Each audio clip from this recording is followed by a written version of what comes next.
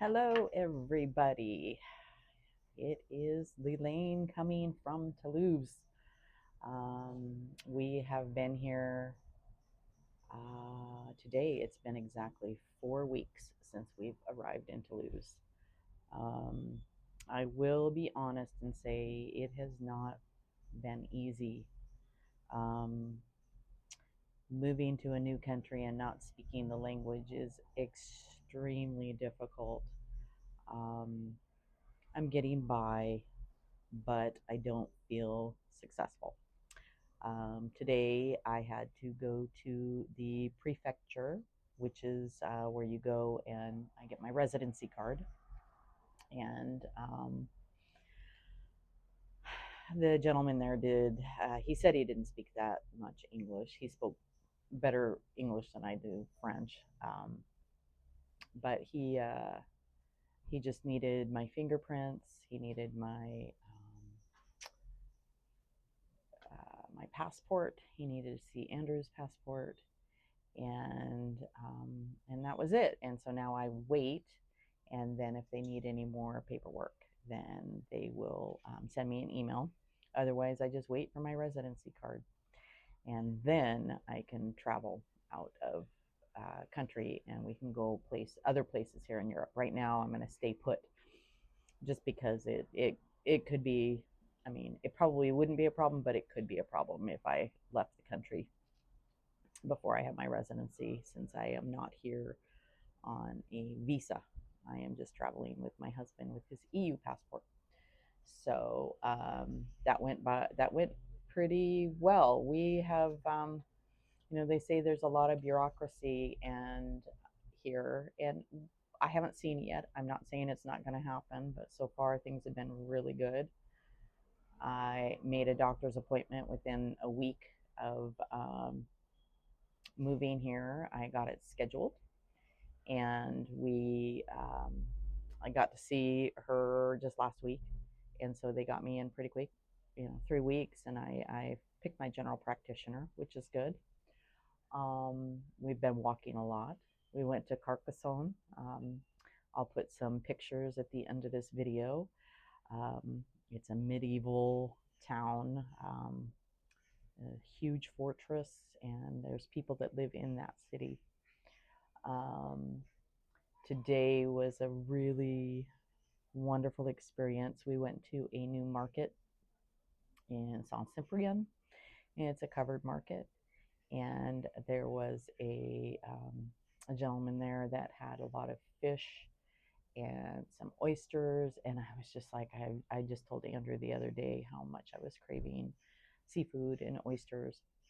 And so he said, just pick some out. And so we kind of fumbled along, or I fumbled along a little bit with some French, and then the gentleman spoke English. He spoke very good English, and he told us that, because I said to Andrew that I needed a knife to shuck the oysters, and he's like, "Oh, I'll shuck them for you."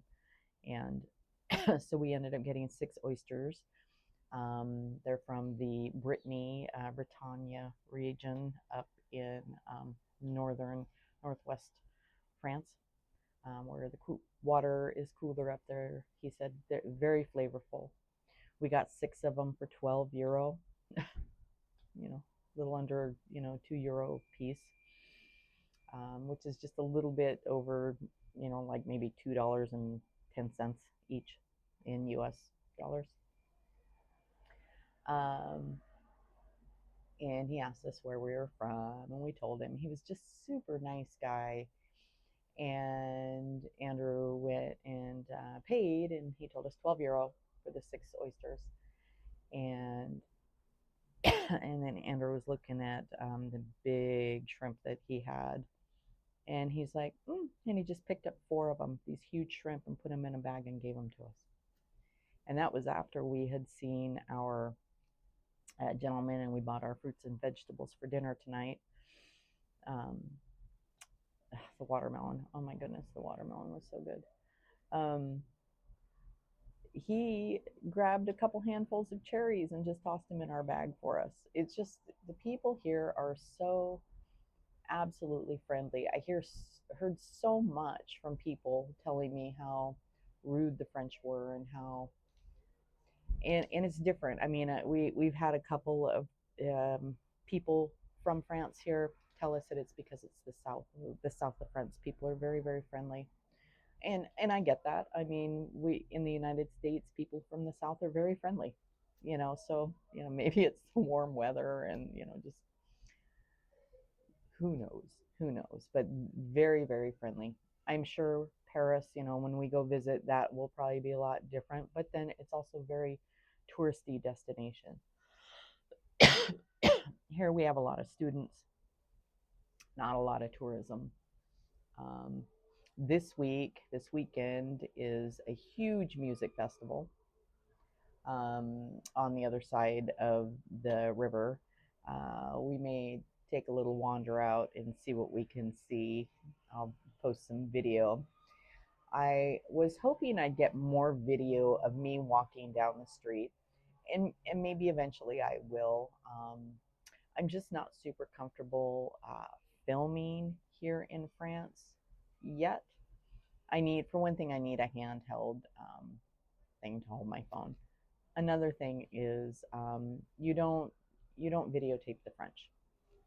They're very private, and you can get some really gnarly looks from people if they see you videotaping them, and you actually can get into trouble, I believe, if they don't want like you have to take it off or block it out. And so I may go through if people's faces are on things, and I just want to respect the culture. Um, I Yeah, today it was just, each day we're putting in between 10,000 to 15,000 steps, which we do about, 5 miles a day of walking at least. Um, the other day we did just shy of 10 when we went to Carcassonne, and took the train. I'm going to put some video at the end of this also of our canal down here. And in the canal, you can see the locks where they raise and lower the canal to go into the river. That's pretty cool. We just watched it happen a little bit. I think it's going to happen more and more as summer comes.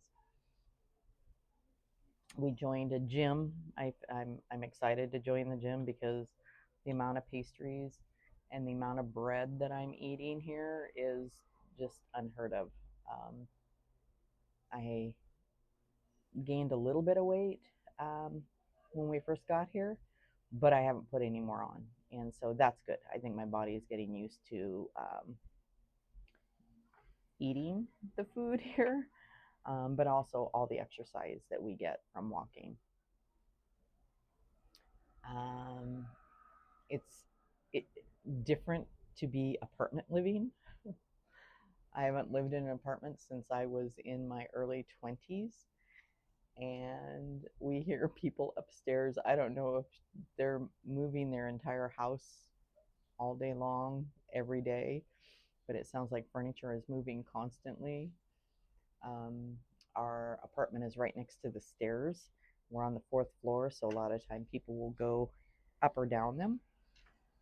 We do have two elevators, but yeah, it's been I'm getting used to it. Um, I of course am still very homesick. Um, miss my family, miss my friends. I'm sad at times when I don't hear from people. So I guess I have to make more of an effort also to reach out to people because that's hard. Kind of sometimes feel forgotten. Maybe I don't know. It's kind of it's silly. I know it's silly, but it's it's my reality. And not knowing many people here and only having Andrew to talk to during the day. Um, I don't, the people that do have my phone number are always welcome to call me. We are 9 hours ahead. So if I don't answer, I could be sleeping, but, maybe not. I'm excited to finish up.